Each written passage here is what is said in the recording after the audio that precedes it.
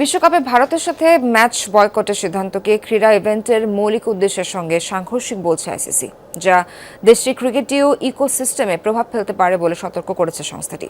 সবার স্বার্থ বিবেচনায় একটি গ্রহণযোগ্য সমাধান খুঁজে বের করতে পিসিবির প্রতি আহ্বান তাদের।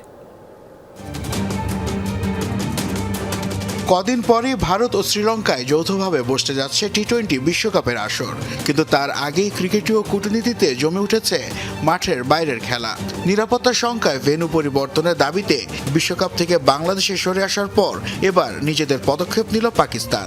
লাল সবুজদের মতো বিশ্বকাপ বয়কট না করলেও গ্রুপ পর্বে ভারতের সাথে ম্যাচ না খেলার সিদ্ধান্ত দেশটির সরকারের। এমন পরিস্থিতিতে অবশ্য খুব একটা স্বস্তিতে নেই আইসিসি।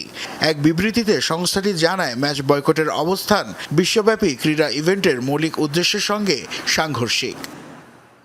পাকিস্তান সরকারের পক্ষ থেকে দেয়া একটি বক্তব্য লক্ষ্য করেছে আইসিসি, যেখানে তারা তাদের জাতীয় দলকে বিশ্বকাপে অংশ নিতে বললেও ভারতের সাথে ম্যাচ বয়কটের কথা বলছে। এমন পরিস্থিতি বিশ্বব্যাপী ক্রীড়াক্ষেত্রের মৌলিক উদ্দেশ্যের সঙ্গে সাংঘর্ষিক।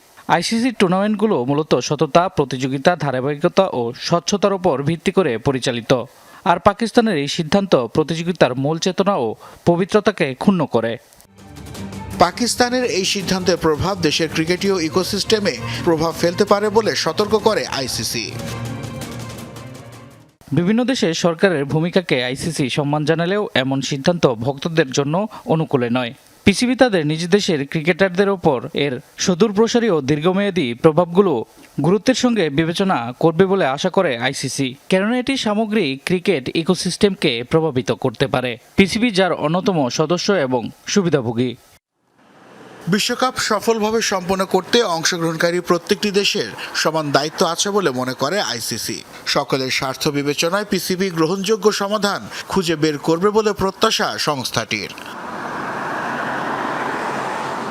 নাসিফ শুভ, যমুনা স্পোর্টস।